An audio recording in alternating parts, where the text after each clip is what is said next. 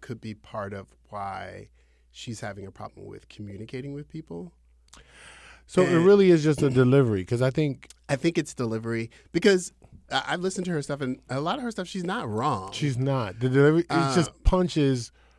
It punches in a way that feels like, what's behind the way you are choosing to say that? I think for a lot of commentary that I've seen her do, her concept of right and wrong is very black and white. There is no nuance. There's no gray. The gray doesn't. Between. So there is no conversation around like, this is harmful, and yet people participated in this because these are the choices that people had to make to achieve X, Y, and Z.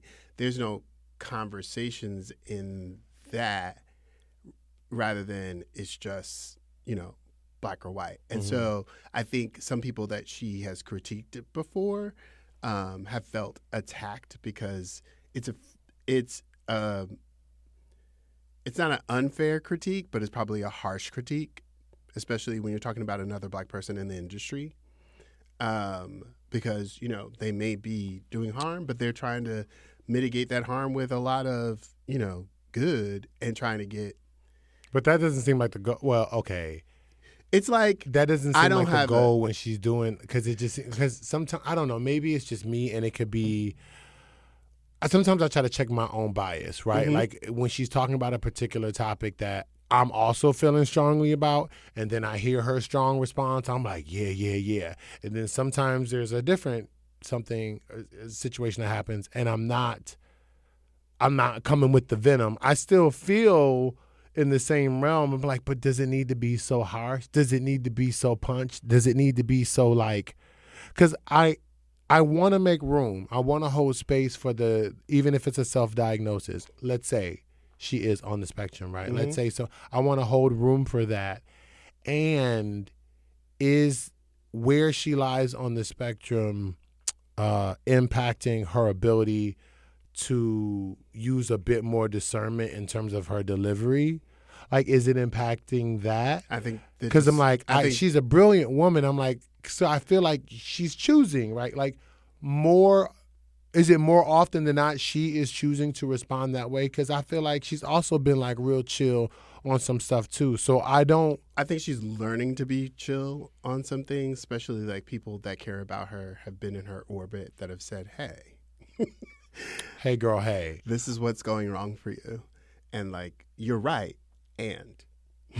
Okay. And like, I think there are people that are like trying to poke her tails because I enjoyed listening to a lot of her content. Same. Especially as like, she had a podcast a while back that I used to listen to regularly. I thought it was dope. But what I found particularly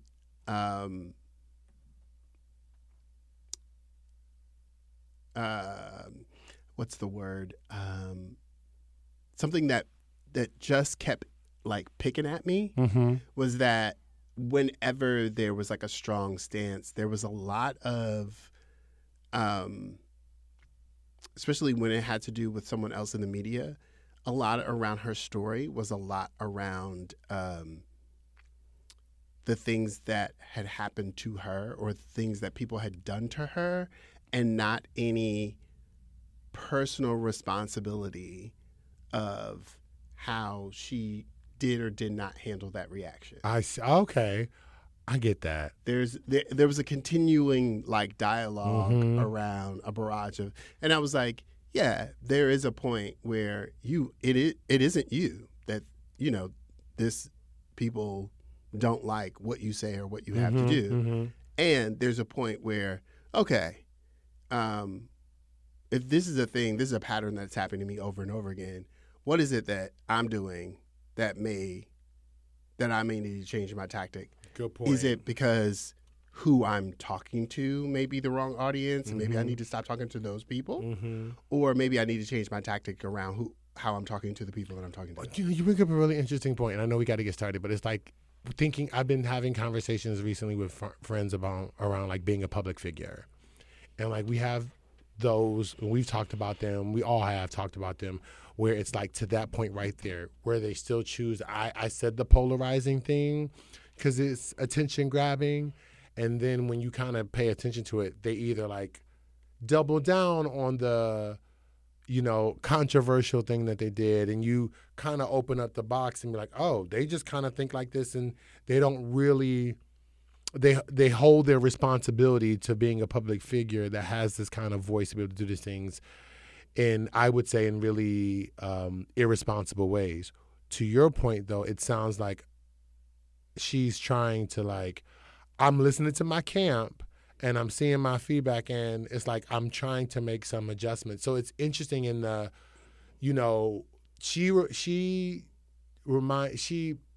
I feel like we have a list of our folk. Mm-hmm. We don't fuck with them, right? Like when I think of like Clarence Thomas, he can't say nothing to me, right? He no. Oh, yeah. And then you have like Kanye. Don't come this way. I'm not gonna hold you. I'm not even gonna hold right. you. Still on that sick and shut in list. You see what I'm saying? Yes. And I'm not. Yes. I'm not fucking with you. You like that. on sick and shut in, and there's some people that never come off there. Mm-hmm. They've been on there like Mr. Kelly, until we get to like Mr. Incarcerated. Well, no, Kelly, Mr. Robert is not on a sick and shut in list. He's not sick.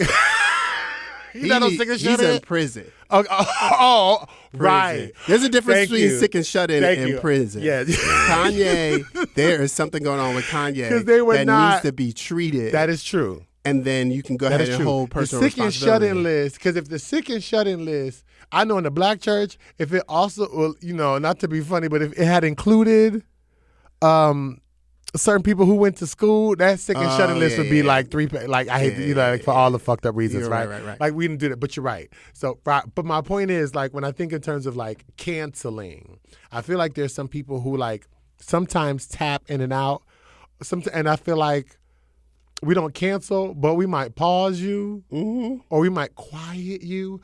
I feel like we don't pause. And some of us just shrug our shoulders, like Jay-Z. I'm like, oh well.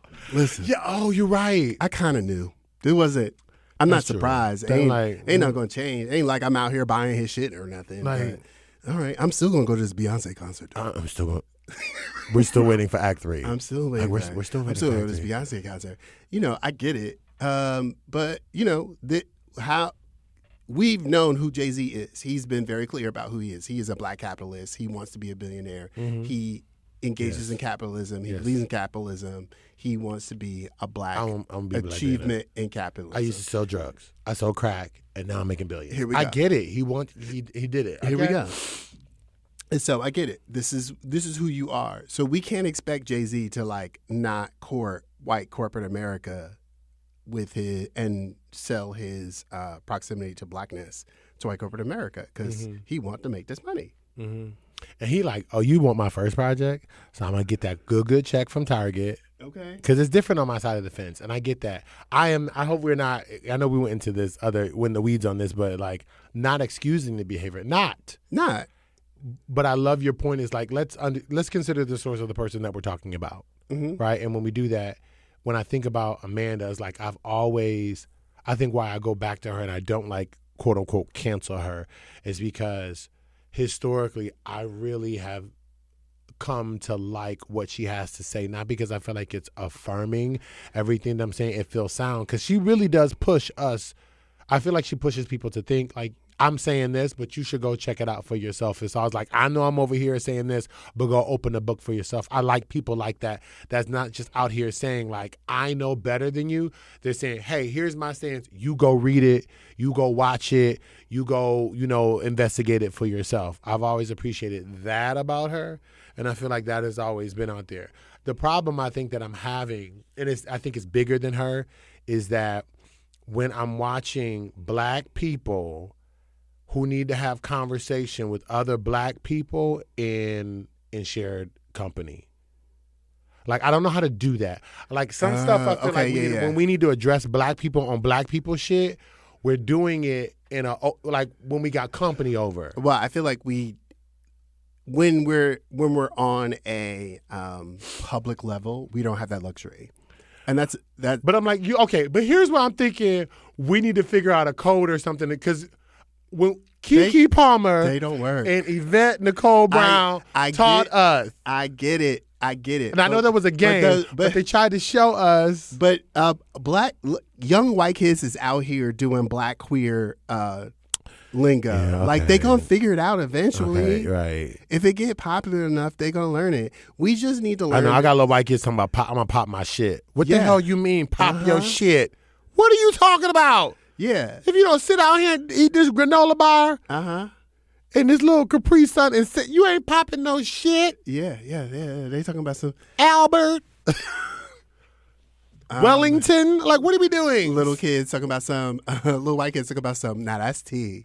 What do you mean? What do my you God. mean? They coming to I love my babies. If I hear one more white woman say, "It's giving," girl, what it's is it giving? What? It's giving what?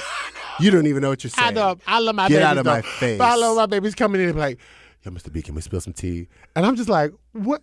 First what of all, in the hell? Do you even know where that term comes from? And I'm like, you mean Earl Grey? They're like, shut up. You know what we're talking about. Like, no, I know what I'm talking about. You don't know what you're talking about. I know what I'm talking about. But you're right, though. But you're right, though. Right. I think, okay, then maybe it's sometimes the level of, I feel like, okay, even though Michelle ain't our forever first lady, she's like, I know what I said. We go high. When they go low, we go high. And now she like go mid. But I feel like she would still. I don't think she meant it when she said it, but okay. I think she meant it because that's what it's fine. I think she regretted. But I think she at this point, like, you know what? That was me back then, and I had to. When I was in the White House, I'm not in the White House no more. Right, I'm a private citizen. So listen, I'm gonna see you out in these streets. I'm gonna meet me outside. Meet me outside. They go low. It's a different attitude. Me and Cardi gonna meet you there. We have done so much pre-show. We gotta go. Let's go. Okay, let's go. All right. Hey y'all, Alexis here. If you've been enjoying today's episode, you can catch the rest of this episode on all podcast platforms. That includes Spotify and Apple. So go ahead, y'all, mosey on over there and enjoy the rest of this. You'll be glad that you did. Hey brunchers, we'd like to hear from you. Ask a question or share your thoughts by clicking the link in the description of every episode labeled Send Us Fan Mail, or email me roger.t, that's roger.t at brunchblazeandbabble.com, or alexis.b, that's alexus.b at brunchblazeandbabble.com, or you can visit our website at brunchblazeandbabble.com. That's brunchblazeandbabble.com. That website again is brunchblazeandbabble.com. We can't wait to hear from you.